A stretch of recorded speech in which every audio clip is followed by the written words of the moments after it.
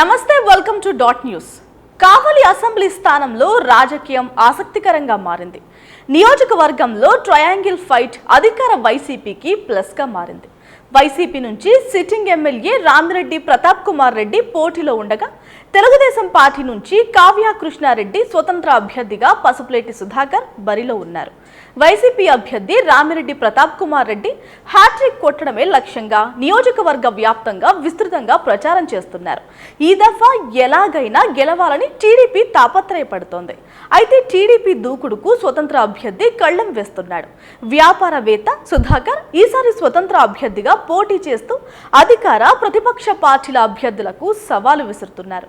గత ఎన్నికల్లో జనసేన నుంచి పోటీ చేసి 10,000 ఓట్లు తెచ్చుకున్న సుధాకర్ టీడీపీ టికెట్ కోసం తీవ్రంగా శ్రమించారు. కానీ ఆయనకు నిరాశ ఎదురైంది. దీంతో ఆయన స్వతంత్రంగా బరిలో దిగుతున్నారు. అయితే స్వతంత్ర అభ్యర్థిగా పోటీ చేస్తున్న సుధాకర్కు గాజు గ్లాస్ గుర్తు రావడంతో తెలుగుదేశంలో కలవరం మొదలైంది.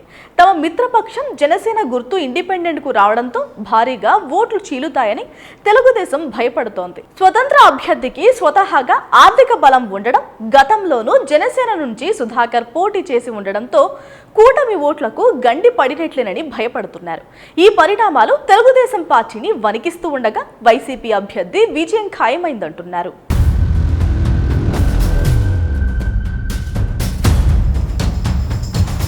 వైసీపీ అభ్యర్థి రామిరెడ్డి ప్రతాప్ కుమార్ రెడ్డి సొంత బలానికి తోడు వైసీపీ అమలు చేసిన సంక్షేమ పథకాలు, ఎంపీగా విజయసాయిరెడ్డి పోటీలో ఉండడం, రాజ్యసభ సభ్యుడు బీదా మస్తాన్ రావు కూడా నెల్లూరు జిల్లా నేత కావడం వైసీపీ అభ్యర్థికి అదనపు బలాలుగా మారాయి.